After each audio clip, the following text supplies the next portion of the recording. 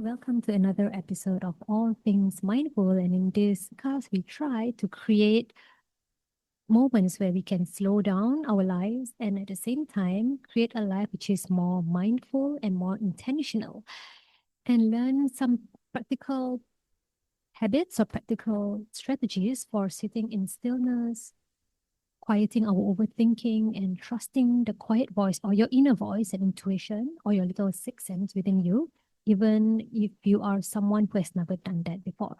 So that is what I hope that this podcast channel will help you with.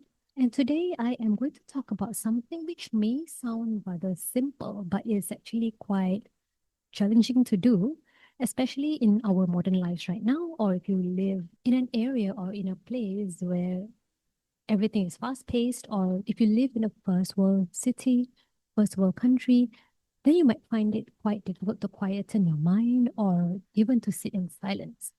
And when I refer to sitting in silence, it's not just about turning off your phones and distractions, it's about being aware of your inner self, your inner mind, your inner world, and also what is going on with your body and being present with what is going on within you, within your mind and your body.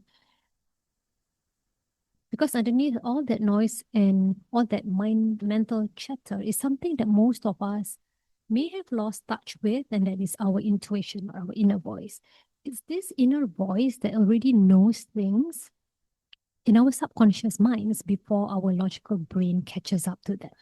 And today we are going to talk about why silence, sitting in silence and quieting our minds can feel uncomfortable for some of us, especially if you rarely do this, or if you're someone who is very action oriented and always on the go. So, we are going to discuss what we can do to quieten our minds and access our intuition and make better decisions, and how to learn how to sit in silence if you have never done that before. All right, so let's start here. It can feel very uncomfortable or very awkward for us to just sit still and be silent, especially if you are someone who's not used to doing this. So when I refer to sitting still, of course, you are on your own. You're on your own. No, no electronics around you, no music, no scrolling, no distractions, no notifications, no form of distractions around you, just you and the quiet surroundings, just you and you alone, I would say. For most of us, that awkwardness or even that discomfort can be very unsettling. And we are living in this world where we are engineered to accept a lot of input within our mind. So, input from social media, input from the news, input from forums, input from websites, and more.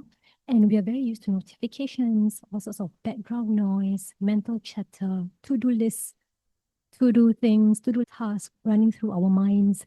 And we are very used to planning ahead, planning what to do tomorrow, planning to do within the next hour, time blocking, what have you, and other productivity tools. So these are very common for those of us who are living in the first world. So when silence finally shows up, it can feel almost deafening for some of us because all the thoughts that we've been avoiding, thoughts and emotions, will start to surface. And some of us may not be very comfortable with these emotions which start to surface when we sit still. However, that discomfort or that awkwardness is not a sign that something is wrong with us. Okay. So it's actually very normal. It's a sign that you're not used to hearing yourself think or not used to hearing your inner voice. And that's exactly what I'm going to try and share some strategies to help you do and achieve in this episode. If you're wondering what intuition feels like, for me personally, it feels like a knowing feeling. There are no emotions attached to it. Intuition doesn't feel charged, doesn't feel like it's charged with emotions. It's quiet, it's knowing, it's stable, it's reliable. It's like that very reliable, stable friend that you have in your life. Intuition is something quite similar to that. That's the image that I get in my head. So if your life is full of constant noise or full of mental chatter and distractions and notifications, you might find it very difficult to hear your intuition. This reminds me of the time when I had to make a decision really quickly and I was really I was kind of desperate. I wouldn't say the word desperate, but I was really trying to come up with a solution and decision really quickly. So I knew that sitting still, being silent, is going to help me be in touch with my intuition and give me the answer. But I was sitting still in a very anxiety ridden state, in a very urgent state, in a fearful state, fearful of making the wrong decisions, that is. And it somehow made it very difficult for my intuition to speak to me. It didn't come up at all during that time. This is this is a reminder for us to be in a very calm, regulated state, in a state where our nervous system is regulated and calm, and at the same time we are present and hyper aware of what's going on around us and alert. So we have to ideally be in that situation before we can access our intuition. All right, so you may be wondering what's actually going on in our mind when we quiet it or when we sit in silence. So at first, if you have not done this before, it's going to be chaotic for you. Our minds will start replaying all the past conversations, the conversations you had with your friends yesterday, worrying about tomorrow, thinking what you have to do in 1 hour's time, being aware of the time and telling yourself, I only have 1 hour or I only have 10 minutes to sit in silence right now, being hyper aware of deadlines, whether they are imposed on yourself or by other people. So your mind will be occupied with all these things initially, and that is very normal. And if you stay with it, even if it's just for a few minutes, past that very initial discomfort, you will feel a difference. You will start to feel a difference within your body and in your head space. If you try to sit with yourself for a few minutes, your mental chatter will start to slow down. And underneath that chatter or that mental noise is another quieter layer. So this layer is in between our mental noise and our intuition. So this layer that I'm referring to is more of a calm state. It's a state where you are present and also hyper alert of what is going on around you. And you're very present in your body and you're very present with everything that is going on around you. So underneath that layer is where your intuition is. So your intuition is not the loud reactive thoughts that we have in our minds, but it's that state underneath that layer that I was talking about. That is why many people say that their best ideas or the intuitive hits come when they are relaxing in the shower, relaxing in the tub, when they are out on a walk in nature, or before falling asleep, or when they are involved in a hobby which makes them be in the flow and forget time. So when they are in that state, that's when we can start hearing our intuition more clearly. Because those are the times in the day when all that noise in our lives actually drops and we can hear our inner voice more clearly. All right, so you might be wondering, how do I practice sitting in silence? How do I quiet my mind to access my intuition and make better decisions for myself? Well, I'll share some examples for you to start. You don't really need a luxurious retreat or a fancy app, even. Actually, all you need is just you and a place where you can be completely alone. And first of all, we are going to start with just, let's say, 5 minutes. So if you've not done this before, we can start with 5 minutes. I know that some of you may be overachieving in nature or you are very action oriented. You want to aim for 30 minutes of silence on your first day or your first try. But that is, of course, not realistic. That's a very high expectation. And we will burn out really quickly if we set such high expectations on day one. So we can start with just 5 minutes first. Just you and yourself alone. No phones, obviously, no phones, no screens, no distractions.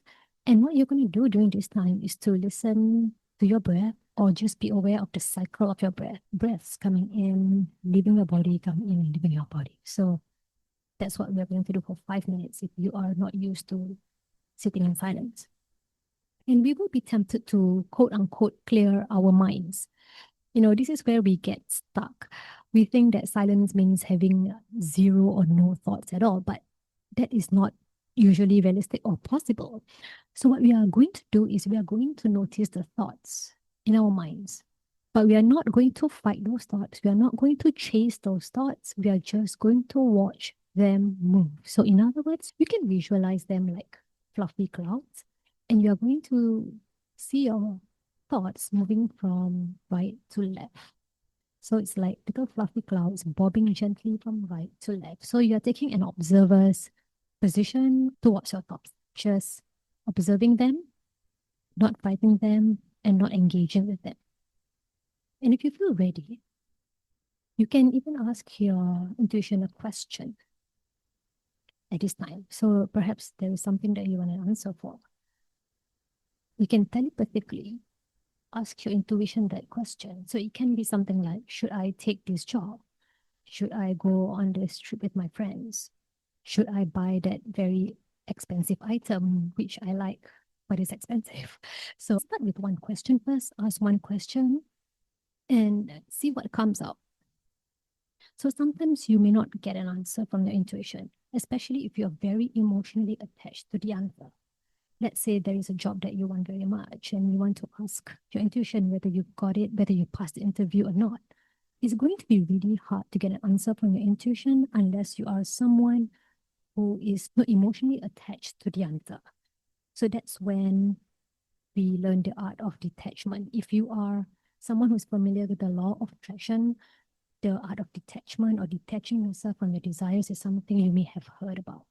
So if you want your intuition to speak to you, it is best to not have very strong emotional attachments to the answer. So some people will actually literally hear the voice of their intuition. Some people will just have a knowing feeling.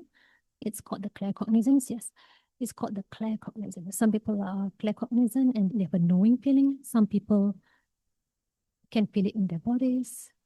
And some people actually see images or see synchronicities. So your intuition speaks to each person differently.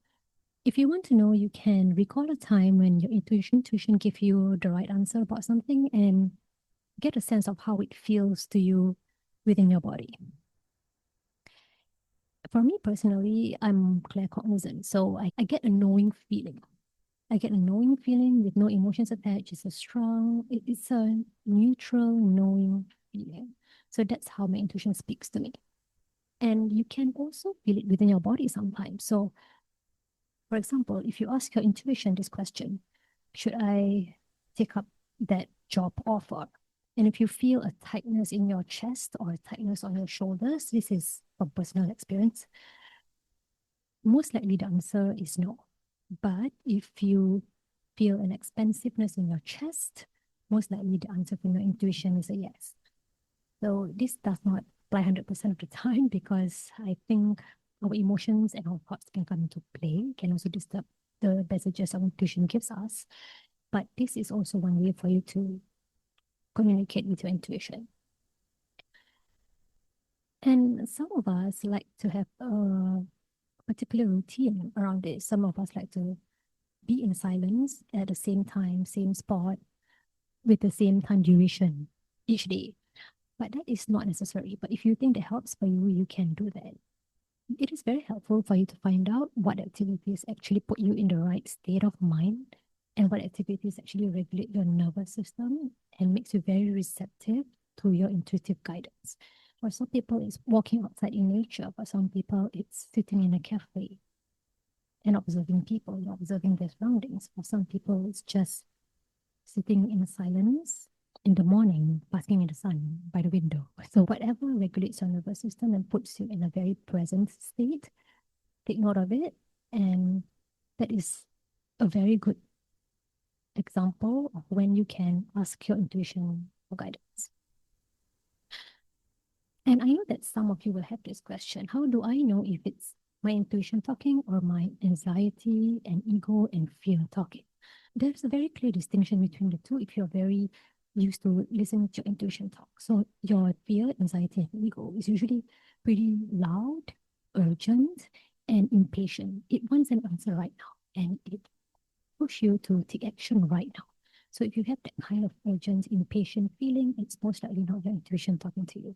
Intuition tends to communicate to us, much calmer, quieter, stable, no emotions attached manner. It doesn't need any form of convincing. It shows up, it's clear, no emotions attached. That's the most important factor.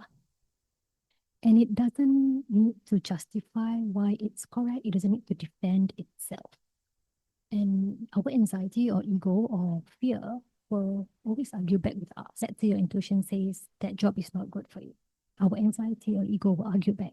What if that's the only job offer we are going to get?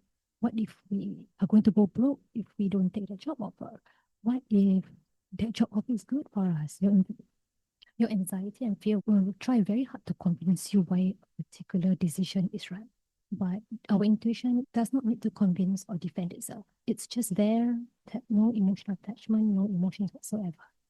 Very confident voice, I would say. So the more you practice sitting in silence, right, the easier it is to tell the two apart. Because you get very familiar with the essences of both voices. And I do have a homework for you. This is a very interesting and fun homework. What I'm going to ask you to do is, if there is a decision that you have at the back of your mind, maybe you want to purchase something, but you're not sure, something expensive that you're not sure of, or you're not sure whether you want to go on that trip with your friends or not, or some other relatively small decisions, what you can do is you are going to make that decision on your own, listen to your inner voice without any input from anybody or anything. So that means no Googling, no reading of Reddit forums, no surfing of Facebook groups, no surfing the internet, nothing. No listening to podcasts for ideas, nothing. We're just going to listen to your inner voice and your own opinions, and we're going to make a decision based on your own inner voice with no input from other sources. So that's my homework for you. You can try that and tell me how it is. I will give you an example. So recently I was looking for a platform. I want to create workshops for all things mindful. And I was looking at this particular platform, which is $600. And I wasn't sure if I want to invest $600 on this platform when there might be other cheaper options available. So what I did was I was surfing Reddit forums, looking at Facebook groups, Googling, doing all sorts of research to find out whether this $600 purchase is worth it or not. And instead of making me feel comforted, all this information was giving me analysis paralysis. So what I did was I closed my laptop and I gave myself 24 hours to just be on my own, listen to my intuition, listen to my inner voice, and not ask for any input from anything or any sources at all, and see what answer comes out. And in the end, I discovered that I felt really expensive in the heart chakra area when it comes to the idea of buying that $600 software. And I bought it yesterday. And it felt really good after purchasing it. I know that it is the right decision for me. So for me, listening to my intuition worked in this example. And I hope you will do that homework that I mentioned, and you can tell me how it goes in the comment section. I hope it works out for you as well. Sometimes more information from other sources is not always a good thing. Sometimes all you need is just the information within. I hope that this is very helpful for you, and I will see you in my next episode. Goodbye.